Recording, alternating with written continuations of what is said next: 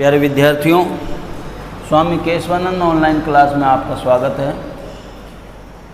आज हम ध्यान दो, यह जो वीडियो है कक्षा 8वीं के विद्यार्थियों के लिए है, जो बच्चे कक्षा 8 में पढ़ रहे हैं। और पाठ का नाम आज हम पढ़ रहे हैं कंटकेन एव कंटकम। पंचमें पाठ है, 5वां पाठ है अपना, और पाठ का नाम है कंटकेन एव कंटकम। कांटे से ही कांटा निकाला जाता है। कंटकेन कांटे से, एव मन ही, कंटकम कांटा, कांटे से ही कांटा निकाला जाता है। ठीक है भाई, कैसे निकालेंगे ये एक कथा है, आपको बताएंगे। देखो, कांटे से ही कांटा निकाला जाता है, ये पाठ जो आपका पाठ का नाम है उसका अर्थ हो गया कंटकेन एव कंटकम, कांटे से ही कांटा निकाला जाता है। अब यहाँ पाठ परिचय है 3 लाइन में, आपको देखो क्या लिख रहा है, फिर पाठ स्टार्ट करेंगे। मध्य प्रदेश के डिंडोरी जिले में प्रधानों के बीच प्रचलित एक लोक कथा है। यह पंचतंत्र की शैली में रचित है। यह पंचतंत्र की शैली में रचित है। इस कथा में यह स्पष्ट किया गया है कि संकट में चतुराई एवं प्रति उत्पन्न मतित्व से बाहर निकला जा सकता है।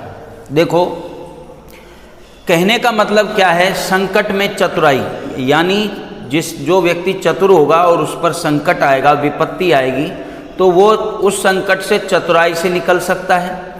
या फिर प्रति उत्पन्न मतित्व का मतलब होता है तुरंत ऐसी बुद्धि जो तुरंत विचार करे, तुरंत कि इस संकट से कैसे निकला जाएगा, उसे कहते हैं हम प्रति उत्पन्न मति।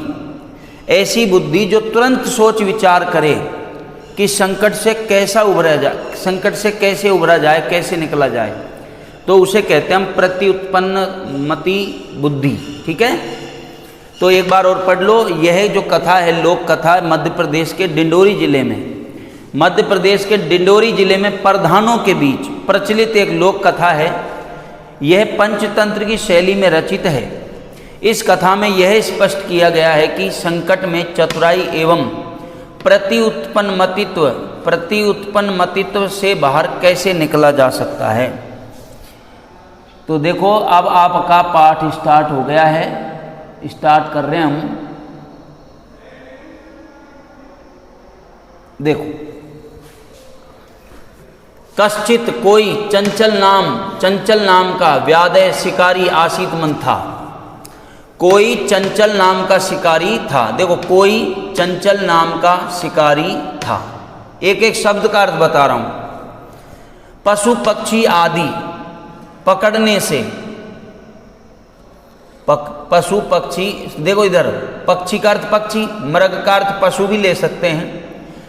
पशु पक्षी आदि पकड़ने से वह अपनी जीविका चलाता था या जीविका निर्वहन करता था। यानी पशु पक्षी आदि पकड़ने से वह अपनी जीविका चलाता था। एक बार वह जल में जाल बिछा करके, यानी फैला करके, एक बार वह वन में जाल फैला करके घर आ गया। गृहमागतवान, घर आ गया। एक एक शब्द का अर्थ। एक बार वह वन में जाल फैला करके घर आ गया। दूसरे दिन प्रातःकाल जब चंचल वन में गया, तब उसने देखा कि उसके द्वारा फैलाए हुए जाल में दुर्भाग्यवश एक बाघ बंधा हुआ था। बाघ बंध गया था या बंधा हुआ था।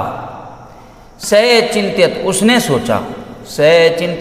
सोचा, किसने? शिकारी ने। व्याध है बाघ माँ खादिष्यति, मुझको खाएगा।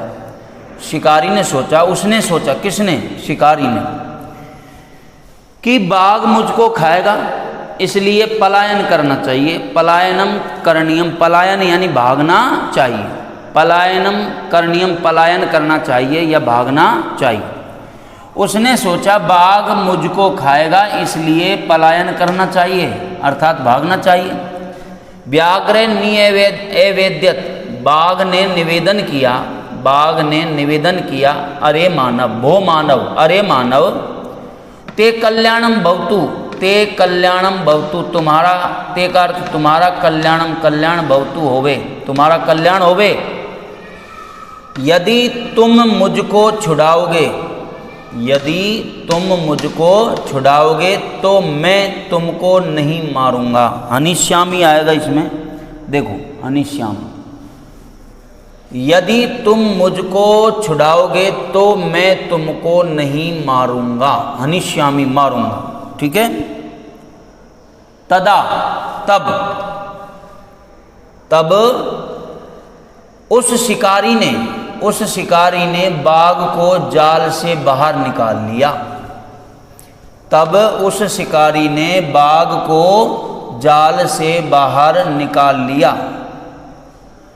बाघ थका हुआ था, व्याघ्र का अर्थ क्या होता है, बाघ, क्लांतयासी, थका हुआ था। वह बोला, कौन बोला, बाघ, अरे मानव, अहम पिपासु, मैं प्यासा हूँ, अहम पिपासु, मैं प्यासा हूँ। नद्दहा, नदी से जलम आनिए, जल ला करके, मम पिपासाम, मेरी प्यास सम्य बुझाओ या शांत करो, नदी से जल ला करके मेरी प्यास शांत करो या मेरी प्यास बुझाओ, ठीक है। बाघ, देखो बाघ जल पी करके, बाघ जल पी करके पुनः एवदत होगा आगे, सॉरी, पुनः व्याघ्रम एवदत, पुनः शिकारी से बोला, मैं पिपासा समय, मेरी प्यास शांत हो गई है, मैं पिपासा समय यानी मेरी प्यास बुझ गई है या मेरी प्यास शांत हो गई है। सांप्रतम, अब या इस समय, अहम विभुक्षित अस्मि, मैं भूखा हूँ, इस समय या अब, अहम क्यों बोला मैंने, अस्मि क्रिया का कर्ता पद है, अहम जो दिखाई नहीं दे रहा है, आपको दिखाई ही नहीं देगा क्योंकि अस्मि उत्तम पुरुष एक वचन की क्रिया है, कर्ता भी उत्तम पुरुष एक वचन होगा इसका, अहम। अब मैं भूखा हूँ, अहम मैंने लिखा, बोला है, आपको दिखेगा नहीं, इसमें है ही नहीं अहम, मुझे दिख रहा है क्योंकि अदृश्य है, वो अस्मि की वजह से दिख रहा है। अब अहम, मैं विभुक्षित, भूखा, अस्मि मन हूँ, अब मैं भूखा हूँ या इस समय मैं भूखा हूँ। इदानीम, अब, अहम, मैं, त्वाम, तुमको, खादिष्यामि, खाऊंगा, अब मैं तुमको खाऊंगा। चंचले उक्तवान, चंचल ने कहा, चंचल कौन था, शिकारी। चंचल ने कहा, क्या कहा भाई चंचल ने, देखो चंचल ने कहा, अहम, मैंने त्वत् करते, तुम्हारे लिए, धर्मम आचरितवान, धर्म का आचरण किया है, मैंने तुम्हारे लिए धर्म का आचरण किया है। त्वया, तुम्हारे द्वारा, मिथ्या, झूठ, भणितम, कहा गया, तुम्हारे द्वारा झूठ कहा गया। त्वयं, तुम, माम, मुझको, खादी, तुम खाना, इच्छसी, चाहते हो, तुम मुझको खाना चाहते हो, तुम्हारे द्वारा झूठ कहा गया, तुम मुझको खाना चाहते हो। बाघ बोला, बाघ बोला, अरे मूर्ख, अरे मूर्ख, भूख के लिए कोई भी कार्य करना गलत नहीं होता है। देखो क्षुधात्राय, क्षुधात्राय का मतलब होता है भूख के लिए, पेट के लिए कह दो या भूख के लिए, किमपि, कोई भी, अकार्यम, गलत कार्य करना, ने, ध्यान दो, गलत कार्य करना, ने भक्ति नहीं होता है, यानी गलत कार्य करना गलत नहीं होता है। किसके लिए, पेट के लिए या भूख के लिए। बाघ बोला, अरे मूर्ख, भूख के लिए कोई भी गलत कार्य करना गलत नहीं होता है। सर्व है, सभी, स्वार्थम, स्वार्थ, समीहते, निहित होते हैं, सभी स्वार्थ में निहित होते हैं, सभी जो लोग होते हैं वो स्वार्थ में निहित होते हैं।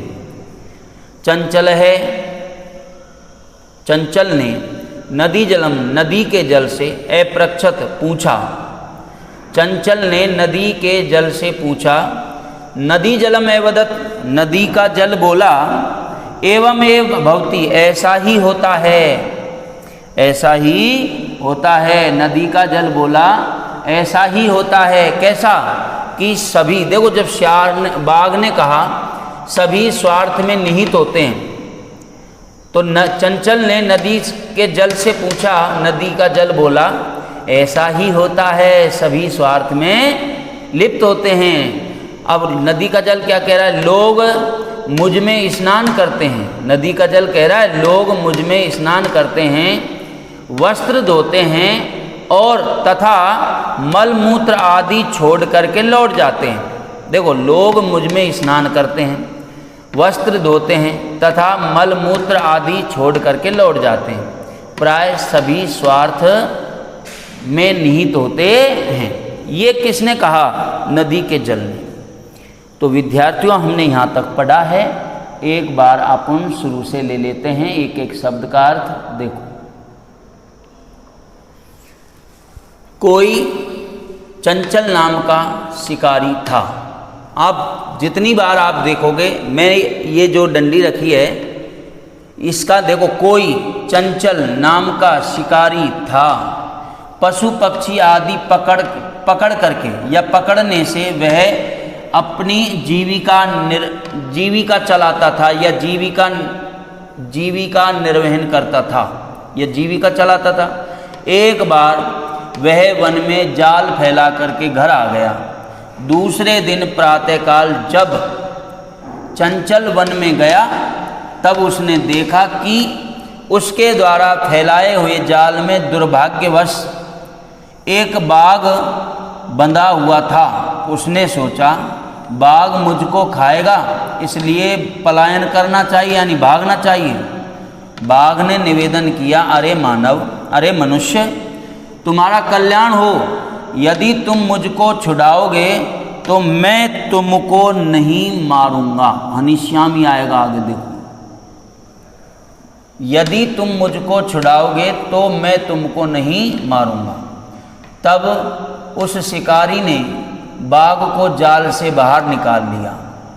बाघ थका हुआ था। वह बोला, कौन बोला? बाघ, अरे मानव, मैं प्यासा हूँ, नदी से जल ला करके मेरी प्यास शांत करो या प्यास बुझाओ। बाघ जल पी करके पुनः शिकारी से बोला, पुनः शिकारी से बोला।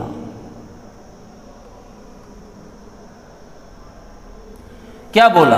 पुनः शिकारी से बोला, मेरी प्यास शांत हो गई है, यानी मेरी प्यास बुझ गई है, अब मैं भूखा हूँ, अब मैं तुमको खाऊंगा या इस समय मैं तुमको खाऊंगा। चंचल ने कहा, मैंने तुम्हारे लिए धर्म का आचरण किया, तुम्हारे द्वारा झूठ कहा गया, असत्य कहा गया, तुम मुझको खाना चाहते हो, तुम मुझको खाना चाहते हो।